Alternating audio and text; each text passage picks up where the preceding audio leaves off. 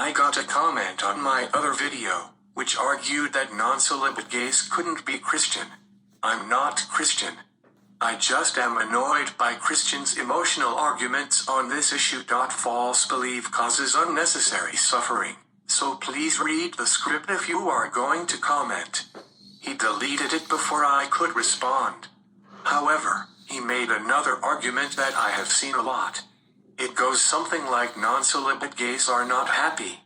God wants us to be happy, so engaging in same-sex relationships is a sin.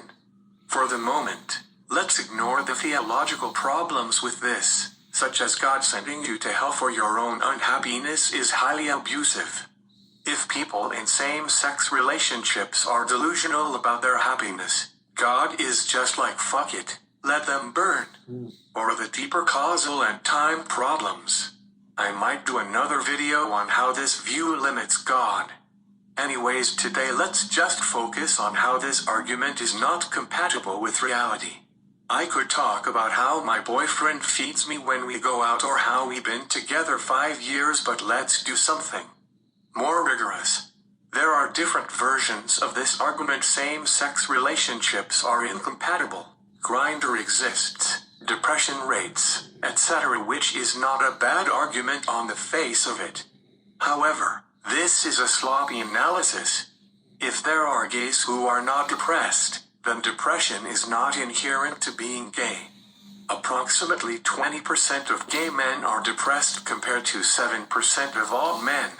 First off, that means that many non-celibate gay people are happy, so the argument has already failed. However, let's go further. When you research gay depression, you have to factor in that homosexuals are twice as likely to be emotionally abused as children, homophobia, and the stress of presenting feminine, which is a thing. Look it up. After accounting for all of these factors, the best argument you could possibly make is at most 1 out of 10 gay men get wrapped up in partying and drugs who would be better off becoming celibate for a while. However, even that doesn't fly, because what made them feel attracted to the toxic part of gay culture is not because of their homosexuality. So the argument that gays are inherently unhappy if they are not celibate is indefensible. Christians are using emotions instead of data, which is why no one should care about their testimonies, besides having compassion for whatever caused them to deny themselves romantic relationships. It is understandable how if you grow up hearing gay people are not happy and start hanging out with a group of gay people who are engaging in bad habits. So you might think all gays are unhappy. Confirmation bias is powerful, especially with more emotional topics.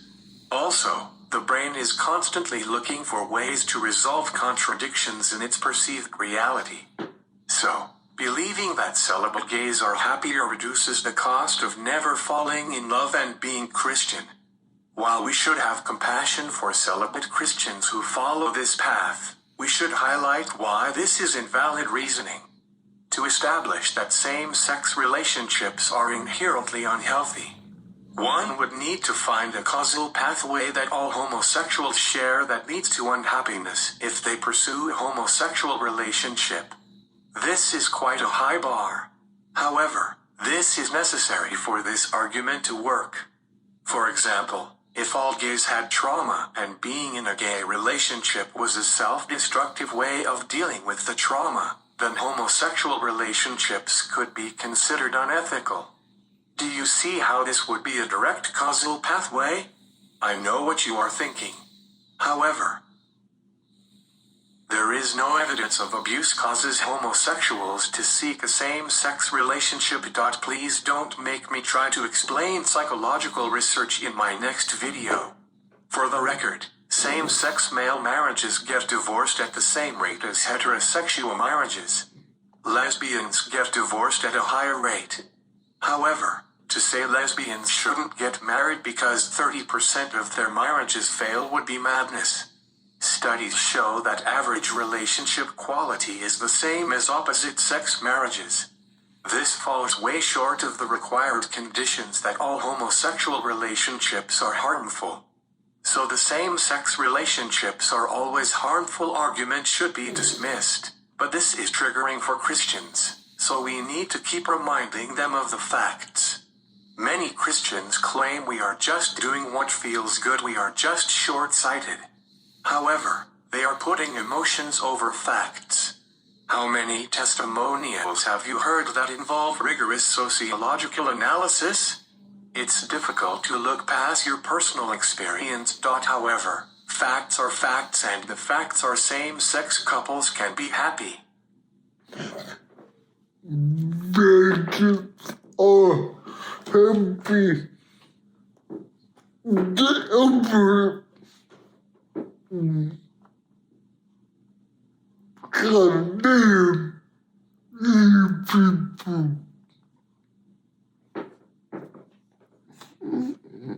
God bless you.